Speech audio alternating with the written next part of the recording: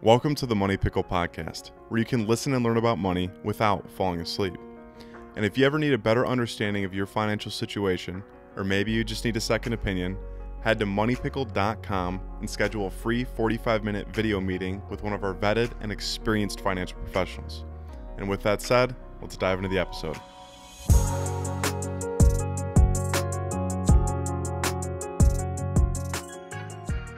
So that's how I generally approach seminars and webinars and stuff. I try and make them, some of this stuff can be boring for people that aren't interested. And I tried to make a joke yesterday in my webinar, which is just not the environment to make a joke in. Because you get no feedback. Yeah, you can't see anybody, but they're listening. And, that's what I like to do. I try and make people laugh while I'm presenting. And I made like a joke about, we were talking about RMDs and like how the uniform life expectancy table goes out to like 120 years old or something. And my joke was like, if you look at the table, you have to take an RMD even at 120. But if you're a Lions fan, don't worry, you won't live until 120 because that takes years off your life. And then I was like, waiting for a laugh, but remembered that nobody can say anything to me because I'm on a computer screen. And I just kind of like gave myself a second, and I was like, all right, you got to keep going. That's where you need to you just got to track. On those webinars, is it just toggled to everyone mute the entire time? Mm-hmm. You can't even see, it's not when cameras when you off. Think, when you think about Zoom, and you blacked out screen and then there's a name. No, that's not how we do webinars. The presentation's in front of you, and then there's a little snippet of like what you're looking like, so you can see yourself. And so I said the joke, and then just kind of looked at myself. Yourself for the feedback. Yeah. Did he and that one? I smiled at myself. I was like, that's good, and moved on. And it was just so. Welcome back to the Money Pickle Podcast. With me today, I have John Kennedy and Ryan Crew. They've both been on the podcast previously, but if you guys wouldn't mind introducing yourselves again, John Kennedy. John Kennedy. And Ryan Crew. Nice to have you guys back. Thanks for having us back. Great to be absolutely. Back. So today I kind of wanted to jump into retirement, and with that comes the leading up to it, the sequences leading up to retirement, the year out, 2 years out maybe, 6 months, and then what it's like once you're finally in it. So we'll start off with leading up to retirement. That is one of the most common things that we get with people calling Money Pickle is, hey, I got 6 months left of my job. I'm getting into retirement. I've saved up a nest egg. I'm getting into retirement, so on and so forth. And granted, that's one of the most common topics. Like, what do you guys have to say about that? What things should people look out for when approaching retirement?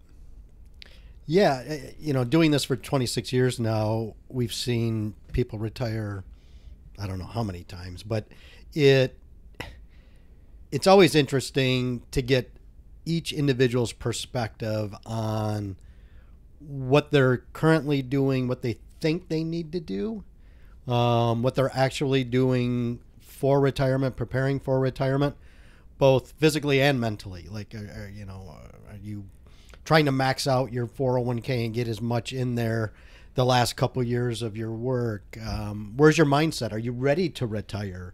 Are you going to be forced into retirement? It's nice to kind of get in. It's interesting to kind of get into their head and really get a feel for where they are leading up to what they expect to be their retirement. And hopefully it's on their terms and not on the company's terms where they're given a buyout and forced into taking that, or, worst case, let go by their company.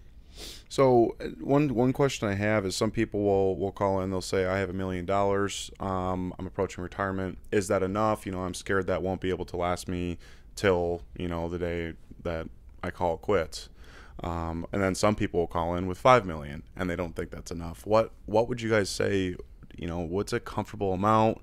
Obviously lifestyle depends.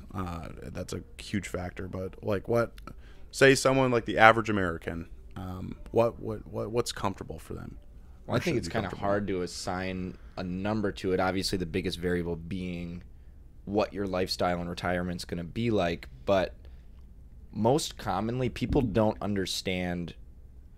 They don't know what retirement's going to be like until they're in it. Like, you can plan for what you think you're going to do during the day and what your schedule is going to be like, but until you're in it for a year, maybe a year and a half, your retirement schedule isn't really solidified. Then that's just not on a financial standpoint. That's just, what are you going to do to fill the days? Most people think they know, and then they get into it and something changes. Like, we've had clients who perception versus reality, right? Who just recently have, they've been retired for almost 2 years now, and they're taking care of elderly parents. They haven't been able to enjoy retirement in the way in which they thought they would. So everything just kind of changes with what's going on in your life at the time. So I don't think you should assign a number to it. Obviously, it has to do with your lifestyle, but we've seen people retire with lots of money, plenty, and people retire with very, very modest amounts that live very comfortably. Yeah, and I think a lot of it has to do, or at least to some extent, the benefits that your company, your employer, provides you with in retirement. Working a lot with the automotive retirees, many of which have a pension. Maybe they don't need as much of a nest egg saved as somebody who doesn't have a pension. So that's obviously going to be, come into play with the amount people need on a month-to-month basis. I think that people have in their mind that $1 million is a good, comfortable number to get to, right? Yeah, I mean, having $1 million for most people is a good number. But what is that number? What does that dollar amount really represent? Is it going to get you to life expectancy and allow you to enjoy retirement as you had hoped to? For some people, yeah. For some people, no. It all depends on how you're going to spend your money and what you think, or how, as Ryan said, how you think you're going to spend your days and the amount of money you're going to spend on a day-to-day basis. You just don't know until you're, 12, 18 months truly into retirement. And it often works out where, you think your spending is going to drop in retirement, but you got to remember, you're going to have more time throughout your day to spend more money, to go out and, eat out, to whatever clubs you're going to join. Pickleball. We were talking about pickleball here a little while ago. That's a sport for everybody now. It is. Golf, who knows how much traveling you're going to do. And obviously health plays a major factor in that. So, yeah, health, yes. And then one thing going off of health is like health care. So if you're in that bridge between Medicare or Medicaid, and you're not getting the company benefit anymore of health insurance and life insurance and all those things, that's another thing I feel that people have to account for, that they may not realize that you have to pay for that. You have to pay for the private insurance when you're done, when you retire, until the government helps. There's a lot of changes that happen as you go into retirement financially with, Medicare at 65 and Social Security, when to start that, 62 all the way up to 70. And I think another big thing that we discuss with a lot of our clients is, where's the money going to come from? Where are we going to fund our retirement lifestyle? Like, obviously you save for retirement, right? No matter what account it may be, whether it's your 401k or an IRA, whatever it may be, you're saving for a reason. And I think the biggest change that we see is, people have to make a switch. It's a mental switch that you have to flip where, you're not collecting a paycheck on a biweekly, whatever basis it may be, from your employer anymore, right? You can still collect that paycheck.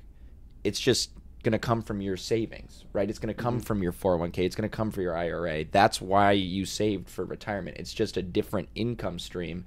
And I think people get uneasy about drawing from their savings, even if you have an adequate amount, right? Like the general rule of 4%. It's a different way to get a paycheck. It's just coming from the saving that you've done across all of your working years. And I think that's difficult for a lot of people to make that switch.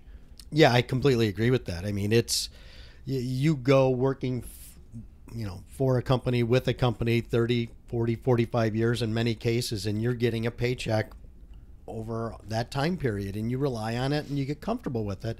And now you're getting to the point where you're no longer going to receive that paycheck. And that's one way to look at it. The other way to look at it is, yeah, your employer is no longer going to provide that paycheck for you or to you, but the source of your income is still going to come from some sort of a paycheck, but that paycheck is now coming from your investments or your pension or your Social Security. It's just a different source. It's a different way to look at it. It's not a big change, but from a comfort standpoint, it can be a significant change. You know, you go from seeing the same people, you know, your friends who you spend, your coworkers who you spend probably more time throughout the day than your spouse, and you're just not going to see them on a day-to-day basis. And for many of our retirees who has a spouse at home who may be a non-working spouse, they already have their routine that they're used to. I remember when my dad retired after almost 45 years with his company, my mom, for the most part, was a stay-at-home mom, and she had her routine. She golfed twice a week. She plays mahjong with her, you know, girlfriends and whatnot. And now my dad retires, and come on, Gail, what are we doing today? You know, how are we going to spend our day? She's got her routine, and my dad just kind of morphed into it. And my mom's like, whoa, what do you mean? I got mahjong, I've got this to do, I've got that to do. So it was, you know, a mindset change for my dad to really, how is he going to stay busy now that he's retired? It's something that we see with a lot of our clients who, again, you may think you know how you're going to spend retirement, but the reality of it is you just don't know. Yeah, and I think it's important to have like a general idea of what you want to do with your new free time. Mm-hmm. You know, we've seen a couple times people that are financially independent, able to retire, you know, don't really have any hobbies or things that interest them. Like work was what they wanted to do. Work was what they were doing for so long. They didn't have any other outside hobbies. You know, they retire, and then before you know it, they're back doing something else, working again, because they don't know what else to do with their time. You know, I think there's something to be said for having an idea of what you want to do with all of your free time. Have some hobbies, because if you don't, you know, there are very few people out there that want to retire and do actually nothing. But you know, you need to have something to free up your time and focus on what you want to do with that time. And you know, that's where the financials come into it, where most hobbies aren't free. And you know, if you're going to be spending more time doing these things, you need to have an income stream, whether that's your pension, your Social Security, your savings, to be able to fund that retirement lifestyle. Those are all great points. Stuff I don't think about, stuff that you guys know, obviously, because you deal with it on a daily basis. But it's, you know, I don't really realize those things. And another thing, while we're talking about this, you know, you're talking about where your income's going to come from. What are you going to do on a daily basis? Now I'm thinking, you know, approaching retirement, what things should people have in order? What should they have in check? You know, who should they go to make sure this is right? What, say they do retire, you know, how do you know what the income you're going to be pulling from your investments? Is it, how do I put this? I know there's different ways that things can get taxed as you pull them out. Like some investments are taxed on the way out, some aren't. You know, what should people do when approaching that year out check mark that, again, they should have in line? All their ducks are in a row. I think that's what I was trying to get at. What do they need to do? Yeah, I mean, I think some of it is going to weigh on at what age are you retiring? How much time do you have between retirement and Social Security? Retirement and Medicare at 65. Retirement and the long-term, not long-term care, required minimum distributions, now at age 73. And looking at those ages and the time periods there will really give you potentially opportunities for Roth conversions, or your need to go out and find health insurance till Medicare kicks in if you're retiring at a younger age. So exploring, what you're going to need once you get to retirement, and immediately jump on that health care, or look at, the Roth conversion is more of a evaluation of income versus taxes you're willing to pay, and the time frame that you have to do those, the Roth conversions. But really getting a mindset of where your income's going to come from, how is it going to be generated? Do you take all your income from Social Security? Maybe you have a considerable amount of cash built up in a bank account. Maybe you live off that before you dip into your IRAs, or maybe you do a combination. Who knows, what works best for everybody. Everybody's situation is different. And that's really what I love about our job on a day-to-day basis, is the conversation we have and the strategizing we have with clients. So many people sit down with us and they think that we are stock pickers or mutual fund pickers, but that is such a small part of what we do on a daily basis.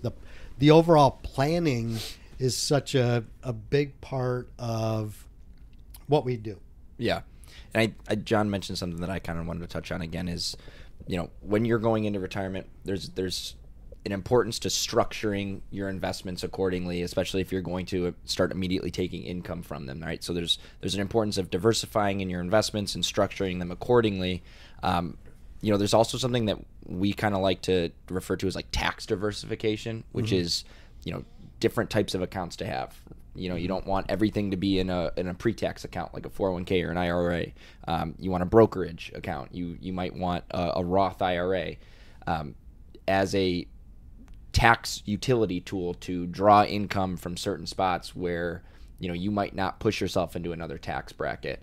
And when covering Roth conversions, the best way I like to describe like your 401k, your IRA, everything's invested. You have market risk, right? Everybody assumes market risk being invested in different stocks, bonds, whatever it may be. A lot of people don't talk about legislative risk, which I think is important to think about. Yeah, that's huge. Legislative risk just being that your 401k, your IRA is essentially an adjustable rate mortgage, right? You're not in charge of the taxes associated with that account. The government can change the tax rates at any time. Roth conversions kind of allow you to grab the reins of the tax chassis, if you will, and be in charge of what you want to pay in retirement. It might be more advantageous to you to do a Roth conversion at that gap between retirement and RMD age or Social Security age, whatever it may be, to where you can get some money in a tax-free account and have that to draw on in retirement as well. Those are a great point. I've never heard of legislative. What was it? Legislative risk. Could you please say that again? I'm not going to repeat it. Legislative risk. Yeah, yep. Legislative risk. That's essentially just tax code, right? That is just taxes change every once in a while. Where we're at right now, our tax code is set to sunset in the beginning of 2026. What that means for essentially everybody is that the way it's written now is we're going to just revert back to the old tax law. So everything's going to get a little bit of a jump. So taxes are just going to get a little bit more expensive. And, quite frankly, based on the way that the government spends money and different things going around in the economy and the market as a whole, we don't foresee taxes going down, at least in the immediate future. And we know for certain, unless something changes now, that they're going up at the beginning of 2026. So, well, and think about where the market is today, right? The market was down last year. It's starting its recovery process here. It's still down overall. If you're 60 years old and you don't have to take a required minimum distribution till you're 73, you've got 13 years there of additional growth, additional accumulation. So your RMD at a future age is going to be larger. Tax rates are going to most likely be higher than where they are today. So it can be very costly. So to try and control tax implications, future tax implications. I mean, I look at 401ks. I think they're great investments, But for people that have opportunities for potential conversions, you need to look at those. Because if you don't, and you continue to allow that train of accumulation continue to accrue, there's basically a perfect storm of tax liability looming out there in your retirement years that you really can't control. It's all left up to the government, right? They give us a mathematical formula that we use to determine how much of a minimum distribution you have to take at 73. We don't know what the tax implications are going to be of that. What you can do prior to that, you can control as to how much of a Roth conversion you're going to do, or how much of an IRA distribution you're going to do to somewhat control that perfect storm that's looming out there. But again, a lot of that, or part of that equation, is left up to the government and what they're going to do with taxes, where they're going to be in the future. You know, if you forego that kind of gap for Roth conversions between retirement when your income's really low and then RMD age, you know, say you've done a really good job saving. You have a sizable IRA, 401k, pre-tax account. You know, worst case scenario in that perfect tax storm is, you know, you're required to take out a sizable distribution in the future. Your Social Security taxation gets bumped up. You could get bumped into a higher Medicare premium bracket. You know, it's like it's a tax domino effect in retirement that people don't foresee or think about when they're 60 or when they're first retiring, that you're in a perfect position to take a hold of your future tax liability and do something about it now. And for a second here, Cam, going back to your original question, for those people that are leading up to retirement, what should they be doing? This is all the mindset that Ryan and I do. Most financial advisors, I would hope anyway, would do this advanced planning, right? Because when you do your taxes, think about this for a minute. When you do your taxes in February or March of a given year, you're taking all your tax documents to your CPA, and your CPA, or tax preparer, is basically a history teller. This is what you did last year, and based on what you did last year, these are the tax implications. By the time you do that, you can't undo any of what you've done last year. So if you have that opportunity and you're working with an advisor, hopefully that advisor is coaching you and running through different scenarios of opportunities that you can take advantage of now and what the overall tax implications may be. Run that by your CPA in this given year so that you have a pretty good understanding as to what the end result taxation-wise is going to be. People think they have their hands wrapped around, I'm going to do a $25,000, just random number, $25,000 Roth conversion.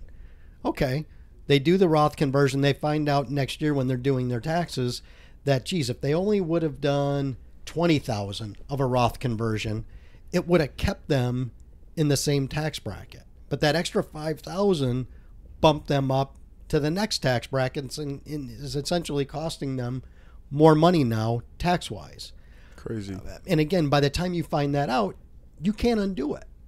So I think it's very important for even do-it-yourself investors to have that conversation with somebody, with an advisor, a non-interested party there to help you game plan, help you strategize.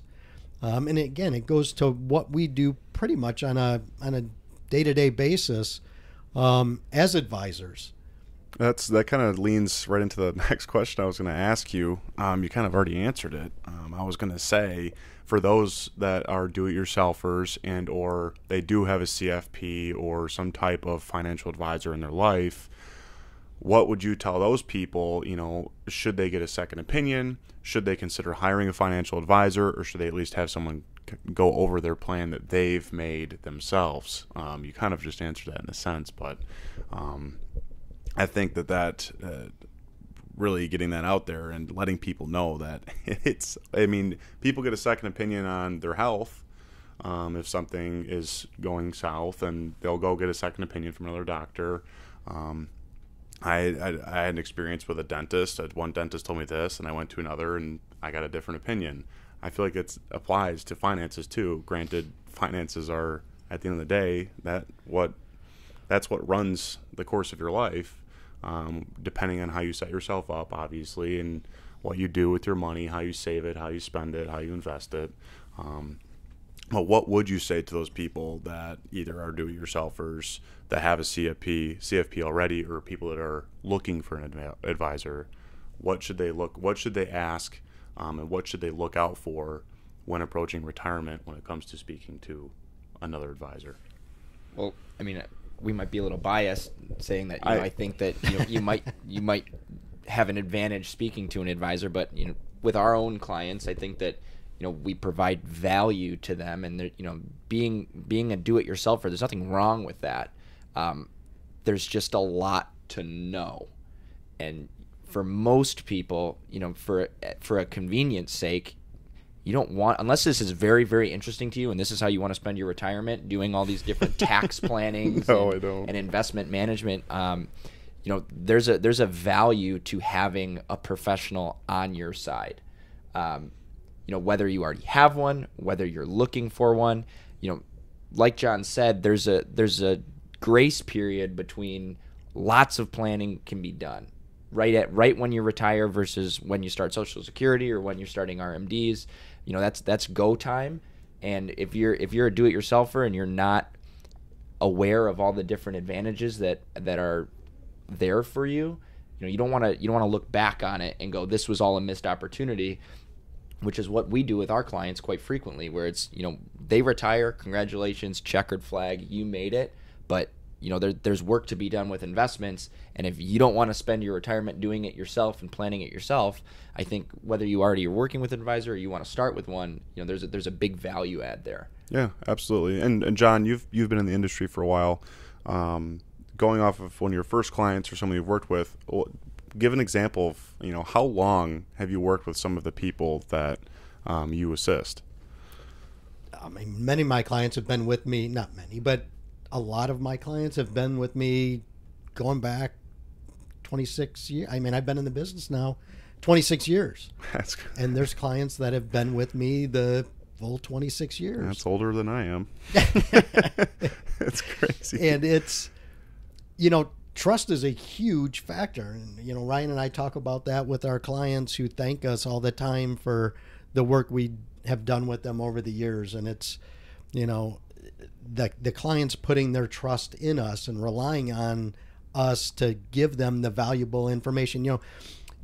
With the do-it-yourself advisors, everybody, whether it's, fixing your own toilet or fixing your own car or, you're doing your own investing. Everybody wants to think they do it the best until you don't, until something happens. And that's where I really think the value of a financial advisor, the value of a second opinion can come into play and really poke holes. Not that you're doing everything wrong, but poke holes in and find weak spots in the plan that you've developed. It doesn't mean that you have to completely change your course. But if there's opportunities, this goes back to what I said a little while ago, if there's opportunities for you to take advantage of something that you're not doing currently, and there's a time frame, there's a window of opportunity there, why not, soak up as much information as possible, even if you want to continue doing it on your own. I know my limits. I remember back several years ago when my wife and I bought our first house, we wanted to redo our bathroom, and I knew enough to call a plumber in and a tile person, but I told my wife, I can take the tile that's on the wall. I can take that off. Mm-hmm. Right? I can get it down to the studs. So I had a sledgehammer and I'm hammering on this tile and it's shattering and I'm cleaning it up and I think I'm doing a great job. And my wife goes into the bathroom on the other side, or the bedroom on the other side of the bathroom wall I've been working on. And she calls me into the bedroom there and she says, look at this wall.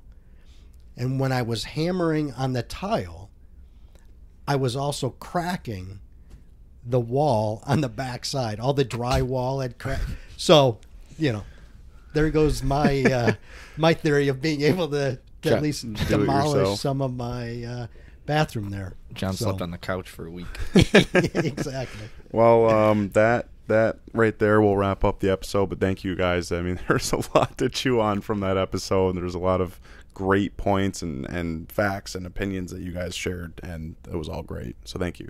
Thanks for having us. Absolutely. Thanks for having us. And then lastly, if you guys have questions about retirement, head to moneypickle.com, and you can speak potentially with one of these guys right here, and they can help you out. Thanks, Cam. Thanks.